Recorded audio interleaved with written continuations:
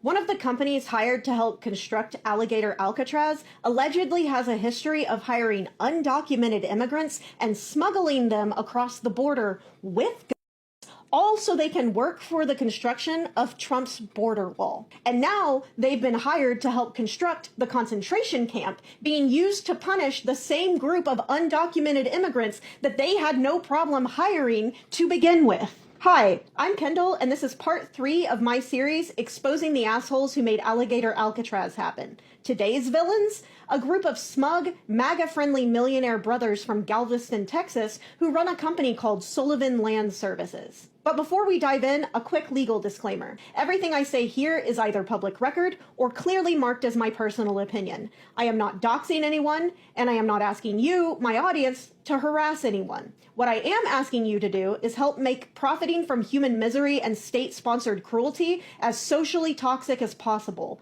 This video will absolutely be suppressed by the algorithm, just like the 2 that came before it in the series. So if you want people to know who's cashing in on Alligator Alcatraz, I need you to like, comment, repost, and favorite this video. Now, let's meet the stars of today's show. Sullivan Land Services Company was founded by 3 brothers, Billy, Todd, and John Sullivan. Their company shot to fame under the Trump administration as one of the go-to contractors for the border wall. But according to sworn testimony from 2 former employees, while working on that project, Sullivan contractors smuggled armed Mexican nationals into the United States to act as private security guards. Let's pause and say that again. A U.S. government contractor smuggled undocumented people with guns across the border to work security on the wall meant to stop undocumented people with or without guns. This isn't just hypocrisy, it's straight up criminal, and it gets worse. They allegedly billed the federal government for those workers as if they were American laborers.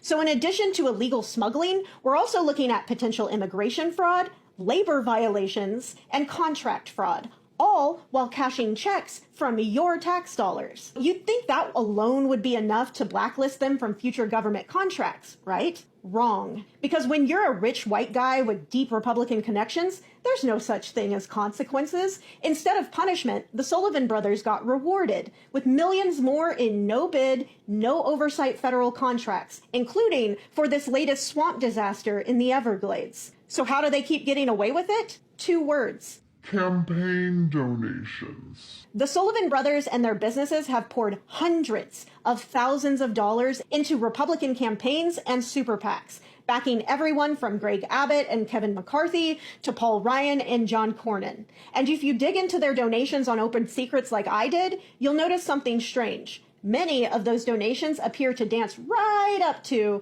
and in several instances, way over the legal limits for annual contributions to a candidate. What's more, they've donated under over a dozen different company names, which sure feels like an attempt to create confusion in the records. Now, I'm not a lawyer, and I'm not making any formal accusations, but when a handful of rich white dudes with shady records start donating under 15 different business aliases, I have a hard time believing that's just sloppy accounting. It looks, again in my opinion, like intentional obfuscation. But hey, that confusion seems to be paying off because despite being tangled in allegations of labor violations, fraud, and human trafficking, they keep getting sweetheart government contracts. But I guess that's what happens when you combine unchecked capitalism with white grievance politics and a federal government that sees cruelty as a feature, not a bug. Alligator Alcatraz did not happen by accident. It is the natural result of a political machine designed to funnel federal dollars into the pockets of Republican donors, using fear-mongering and performative cruelty as cover. The Sullivan brothers aren't just contractors. They are collaborators in a fascist pipeline that turns human suffering into corporate profit. And every time they cash a check from the federal government, they are profiting off of the back of our collective failure to demand better. So if you've made it this far, do me a favor. Help make the Sullivan brothers famous for something other than writing big checks to Republicans. Share this video. Tell your friends who really built Trump's wall and who is getting rich off of Alligator Alcatraz. Because these guys aren't faceless bureaucrats. They're not distant villains. They're real people getting real rich off of real human suffering. And as long as they can hide in the shadows, they'll keep doing it. So let's drag them into the light.